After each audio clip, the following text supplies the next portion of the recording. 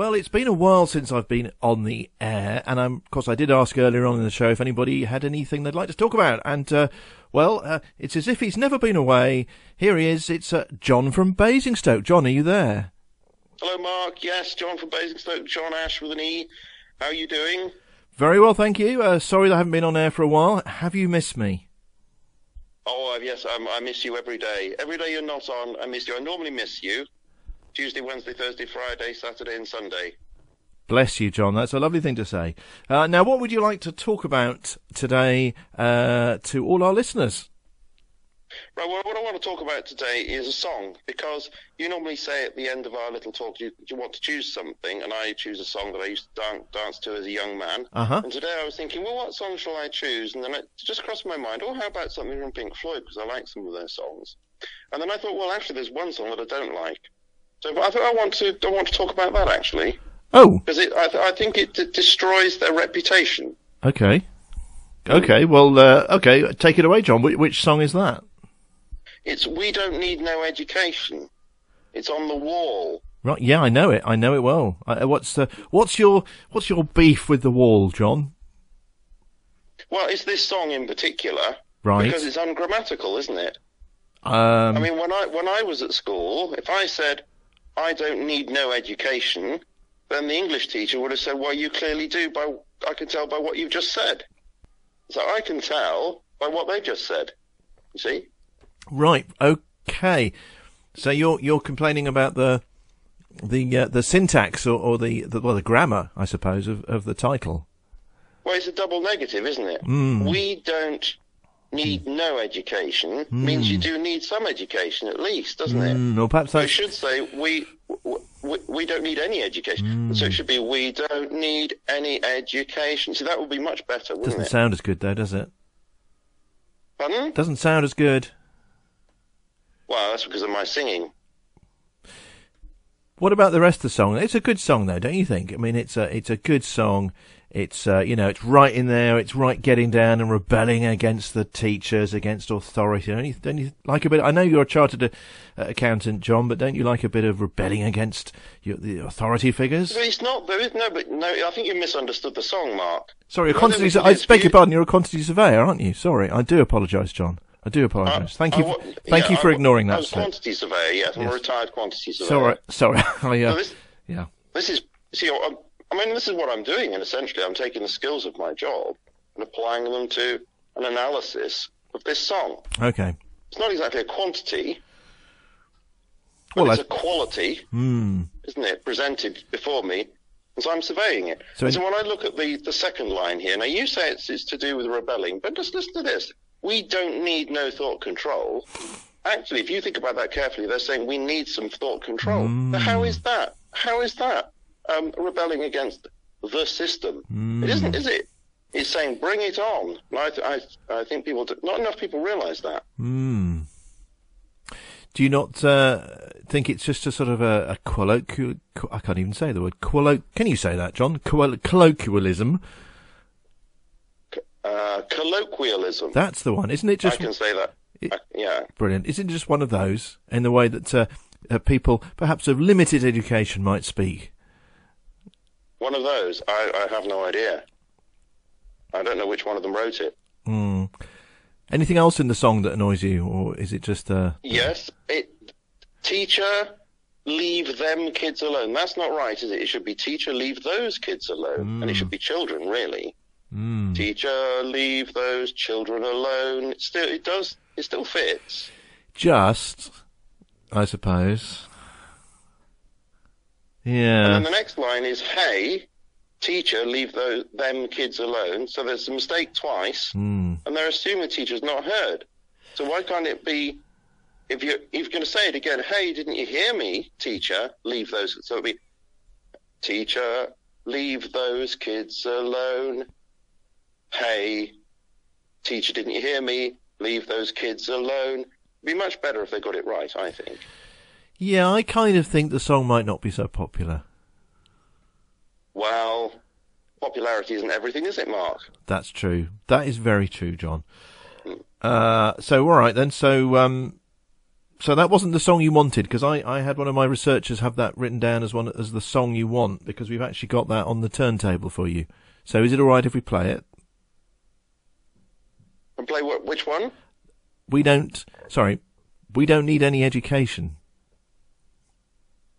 Oh, well, do you have a copy of that? I didn't know they made a different version of it. That would be much better if you've got that. Well, actually, I was being slightly facetious there, John. The only copy we've got that we've been able to find is the We Don't Need No Education.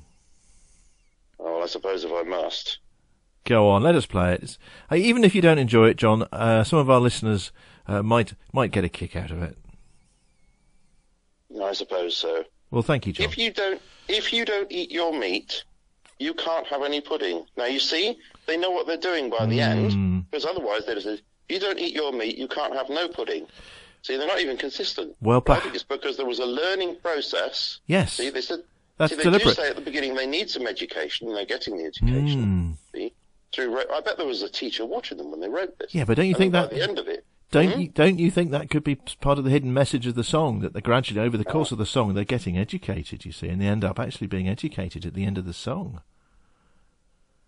Could be, couldn't it? Yeah. It's more profound than I realised, actually. It's a good song, isn't it? It's better than I thought. Yes, it's true. Mind you, I never was behind the bike sheds. I know some people were, so it's not addressed to me. Right. You behind the bike shed. It was never me. Really? But I was called laddie by the PE teacher sometimes. Did you ever go behind anything? No. I always stayed out in the open. Okay. So you never had a crafty fag behind the bike sheds? Oh, no, of course not. No. I was told by my parents that smoking was not good for me, so I believed what they said, and I never tried. And now you smoke 40 a day? Where do you hear that from? I don't smoke No, I see what you mean. No, I don't smoke at all. No, I never have, and I never will. Right, that's good to hear, John. Good to hear. I don't drink, and I never will. Fantastic. Because I was told by my parents not to drink as well. That's fantastic. Anything else you don't do that you were told not to by your parents? Drugs. I don't do those either. Brilliant. Yep. Paracetamols? Oh, well, that's in a different class, isn't it? That's not serious drugs. I don't do serious drugs. I mean, you could have a serious headache and you take them, so, you know, in that sense it's serious. Yes, I do. If I have a headache, I do take paracetamol. Right. Yes. Okay. All right. Carbohydrates, excessive carbohydrates. My parents were very much ahead of the curve on that one. Right. It was all about fats back in the day. Uh-huh. But my father in particular was not convinced by that. He said, no, the real problem is sugar and carbohydrates. So they always brought me up not to eat too many carbohydrates, you see. Fantastic. So you don't eat sugar? Now, I must admit, though, I do have a bit of a problem with crisps. Oh, okay. Yes, I remember you, a while ago last year, you did... Yes, you were in some kind of strict regime of just eating crisps, I seem to remember. I was, and when I checked my glucose monitor, my blood sugar was right up. Yeah. Yes. Yeah. So, I mean, that only bears it out, doesn't it? It was very good advice from my father, really. Yeah. Well, look, John, let's have the... So what we'll do is we'll play for you We Don't Need an Education. As I think we both realised, actually, it's a better song than perhaps you first thought. Yes, I think you're right. I think I've been educated during this conversation. Unexpectedly, Mark. Well, that's good to hear, John. Obviously you did miss me while away, I was away, I should say. I don't know if you were away. I have no idea. Were you away? No, I've been here all the time. Fantastic. Right, John, so what we'll do is we'll play the song that we've discussed. Would you like to us to give a shout-out for the song? Yes. Can I have a shout-out for Maud this time, please? Rather than Molly, because I remember Maud wasn't too keen on this song either, so I think that would probably be most fitting. Okay, we'll do that for you, John. Yeah. Right, well, it's lovely to hear from you. What are your plans for this next week until we meet again, as it were, virtually over the airwaves next Monday? Well, I've decided to push the boat out. I'm going to mix my metaphors here. I'm going to push the boat out, and I'm going to grease my pogo stick, because I haven't used it for a while, and my back feels quite good at the moment, although I don't think there's any connection.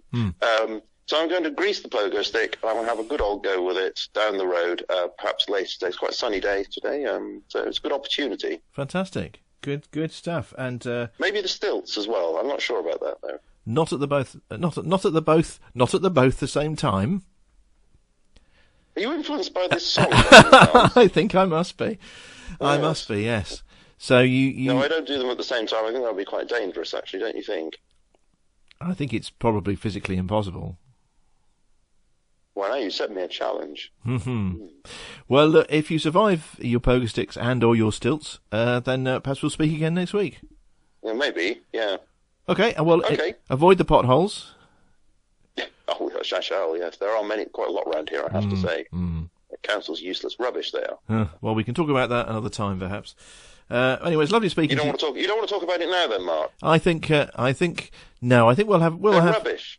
The council are rubbish. I'm always complaining about it. I send them letters, and they don't do anything. Potholes everywhere. Don't even deal with the bins properly. Well, let's talk about that another time, John. I've got to squeeze in a few more records before we go. Lovely to speak to you, and we'll chat further next week, perhaps. What about the council? If you want to. I do, because they're useless. Well, did I tell you that? Did I say they were useless? They are, you know. You did. Let's Absolutely do that. Useless. Let's do that. Okay. Right.